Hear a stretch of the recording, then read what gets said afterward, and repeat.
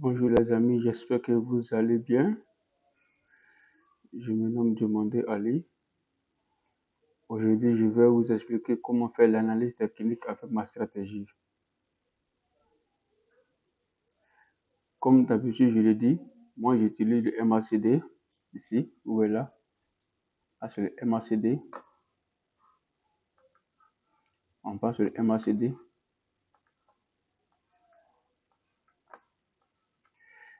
Moyenne mobile, ici, deux moyennes mobiles. Et là, Ishimoku. Et là, Ishimoku. Ici, comment faire l'analyse technique?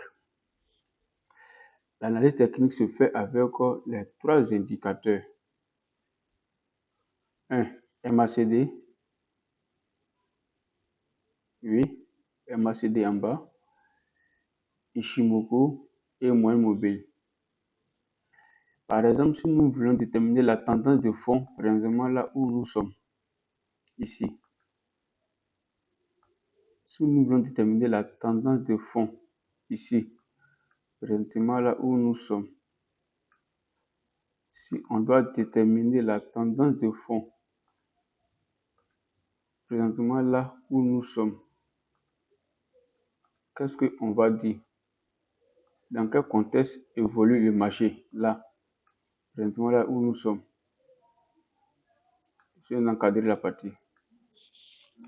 Pour confirmer la tendance de fond ici, la première des choses qu'il faut avoir comme au préalable, c'est de voir dans quel sens se trouve le MACD.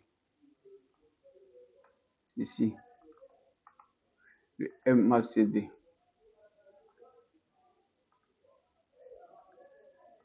C'est de voir dans quel sens se trouve le MACD. Là, en bas ici. Qu'est-ce que vous remarquez ici, dans le MACD? Ce qu'il faut retenir d'abord avec le MACD, ici, le MACD que nous utilisons ici, c'est par défaut. C'est par défaut. Oui, par défaut. MACD par défaut. Si vous ne comprenez pas, c'est la valeur par défaut 12, 9, 26. Ok. Qu'est-ce que vous remarquez? D'abord, pour déterminer la tendance de fond, je vous l'ai dit ici, on va commencer par cette phase ici. Et voir dans quel sens évolue le marché pour faire l'analyse technique avec mes indicateurs. Ok. Pour commencer, on se pose la question, le marché que nous avons devant nous, c'est le BTC. À l'heure actuelle, ici où nous sommes, le BTC évolue en dessous de la ligne 0 du MACD. Voici la ligne 0 ici, la ligne noire. Le BTC évolue en dessous de la ligne 0. Si le BTC évolue en dessous de la ligne 0, la tendance de fond ici, le MACD dit que nous sommes en tendance baissière. Là. Là, nous sommes en tendance baissière avec le MACD. Ici, nous sommes en tendance baissière avec le MACD. Ok. Ça, c'est le MACD. Venons sur Ishimoku. Ici, si nous sommes en dessous de Ishimoku,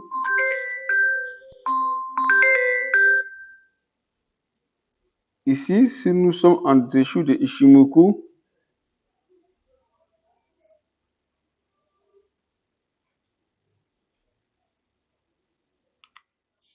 ici, si nous sommes en dessous de Ishimoku, excusez-moi, un appel là.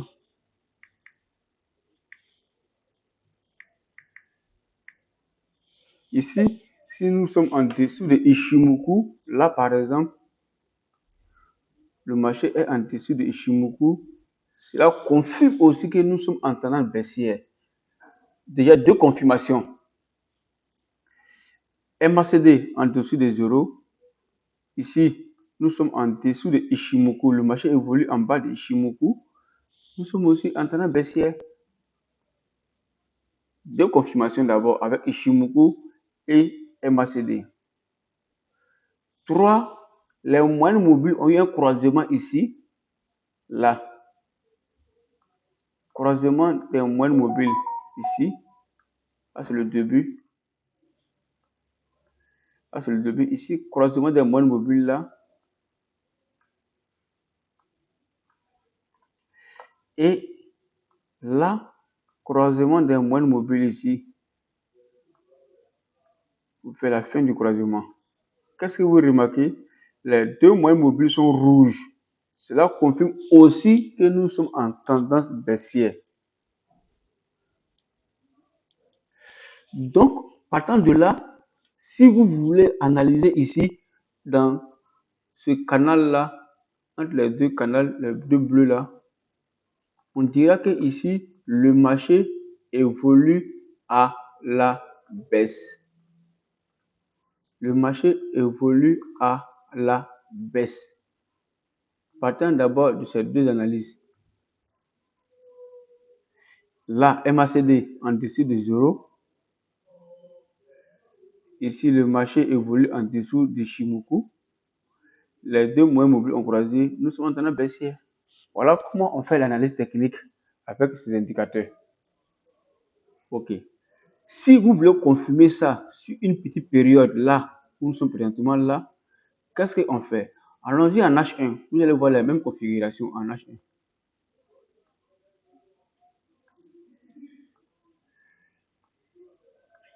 Voilà H1 qui est là. Quand vous voyez H1, comment évolue le marché en H1 selon vous?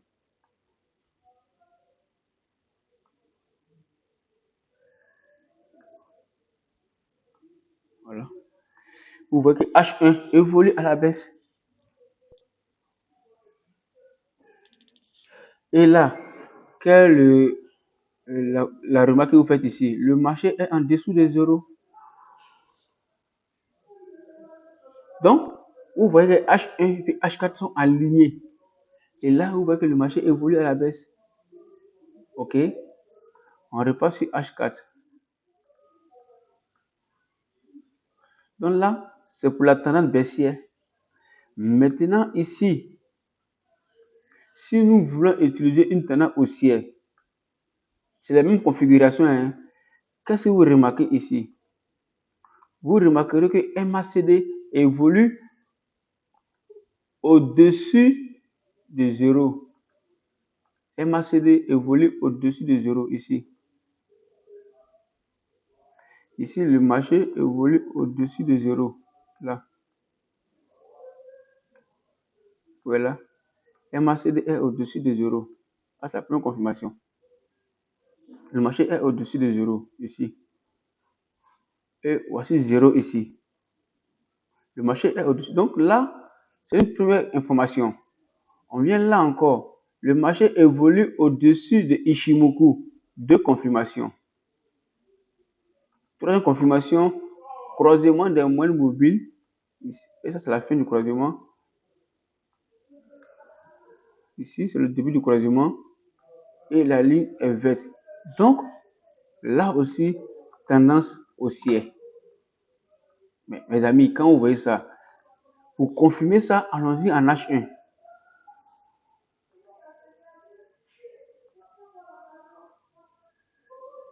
Voici H1 qui est là.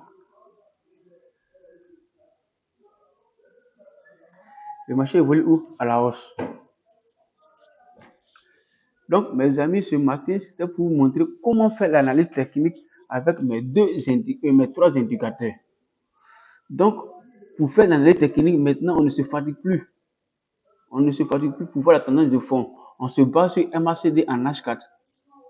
Ici, on se base sur le MACD en H4. Quand MACD est en dessus de 0, tendance de fond baissière. MACD au-dessus de 0, tendance de fond haussière. Et là, maintenant, Ishimoku vient confirmer là. Et qu'est-ce que vous remarquez encore? Ici, Ishimoku est en bleu. Vous me remarquez ça? Ishimoku est en bleu, ici. Bleu, bleu. Là, Ishimoku est en rouge. Voilà, en rouge. Là encore, deux moyennes mobiles en rouge. Là encore, deux mots rouges en vert. Et c'est comme ça qu'on fait l'analyse technique avec mes indicateurs. Ça, c'est l'analyse technique. Maintenant, comment déterminer le début d'une tendance haussière ou le début d'une tendance baissière? C'est là qui devient intéressant maintenant. Avec le MACD, pour déterminer le début d'une tendance baissière, ce qu'il faut retenir d'abord, la ligne verte doit être en dessous de la ligne rouge. Ça, c'est le début d'une tendance baissière. Mais la condition, il faut que cela se fasse soit sur la ligne 0 ou au-dessus de la ligne 0. C'est-à-dire le croisement là se fait sur la ligne 0 ou bien au-dessus de la ligne 0. Par exemple, ici, on a eu le croisement là. Et le marché est descendu. Tant que la ligne verte est là, c'est tendance baissière. Ici, c'est tendance baissière. Il y a une phase de respiration. Même si c'est une tendance baissière, parce qu'on est au-dessus de ce point, le début de la tendance baissière a commencé ici. Le début. Avec la ligne verte et rouge. Ah, c'est le début de la tendance baissière qui a commencé ici. Le début a commencé ici. Le début de la tendance haussière a commencé où? A commencé ici. Le vert est au-dessus du rouge et nous sommes en bas de 0. Et puis ensuite, à monter. Donc, avec le MACD, voilà comment on détermine le début d'une tendance baissière, le début d'une tendance haussière avec le MACD. Et là encore, avec Ishimoku, lorsque nous sommes en dessous de Ishimoku, là, ou en casse, là, nous sommes en bas ici, là, c'est la tendance baissière qui a commencé comme cela. Et là, comme nous sommes au-dessus, on passe en haut de Ishimoku, là, c'est la tendance haussière. Vous voyez ça? C'est très simple. Si vous me suivez, vous allez comprendre. Maintenant, comment faire une prise de position? Ici, nous sommes en tendance baissière. Pour la prise de position, est-ce que le marché a un croisement de MACD au-dessus de 0 pour descendre? Oui. Et là, je vais marquer ça en rouge. Ça, c'est la première condition. Mais lorsqu'il y a eu le croisement ici en H4, est-ce que la tendance de fond aussi était alignée avec les grands frères au minimum H8 ou D-ligne? Ça, c'est au minimum. Vous voyez ici, D-ligne était comment ici? D-ligne était où? Vous voyez là? D-ligne était où? Au minimum, D-ligne était comment? Les bougies étaient rouges ici, en D-ligne. Donc, D-ligne était rouge. Mais D-ligne était où? En dessous. Donc, H4. Donc, H4, là, c'est déjà bon pour cette tendance baissière. Donc, voilà comment on a déterminé le retournement du marché à la baisse. Pour dire on va poursuivre le marché à la baisse. Donc, la première confirmation, c'est d'avoir le croisement en H4 et de voir est-ce que le grand frère D-ligne ou H8 aussi dit la même chose. Regardez là aussi. Voilà. D-ligne ou H8 au minimum. Donc, cela veut dire quoi? On détermine d'abord la structure du marché en H4, mais, au moins, il faut H4 et H8 disent au moins la même chose, au minimum, au moins la même chose. Ok, ça c'est la première condition. Si H4 dit la même chose avec H8 ou D-ligne, cela veut dire quoi maintenant? Est-ce que cela est confirmé en H1? Important en H1.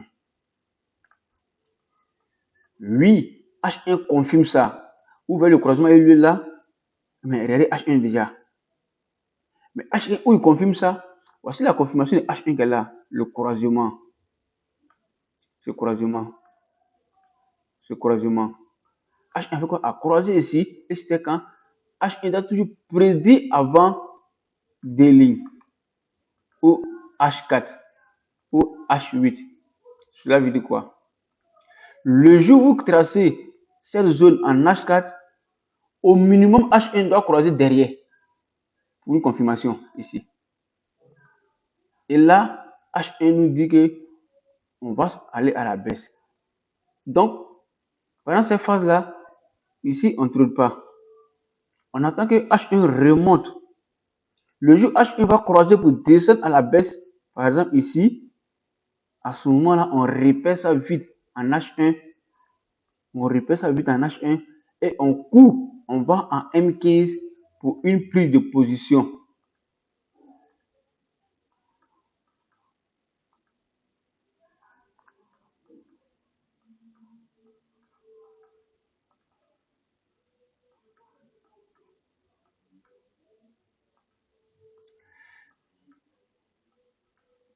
Voilà M15 qu'elle a. Et M15 maintenant, vous voyez là, vous rentrez ici en M15. Vous voyez? Ouais. M15 est comment? M15 en dessous de 0. Là, qu'est-ce qu'on fait en M15? Là, vous rentrez là et vous sortez là en M15. Voici le début où on rentre en M15. Voici la fin où on sort en M15 là. On rentre ici, on sort là en M15. Point. Mes amis, voilà comment on fait ce trade. Merci et bonne journée. Pour plus d'informations, veuillez rentrer en contact avec moi. Je vous remercie. Bye bye.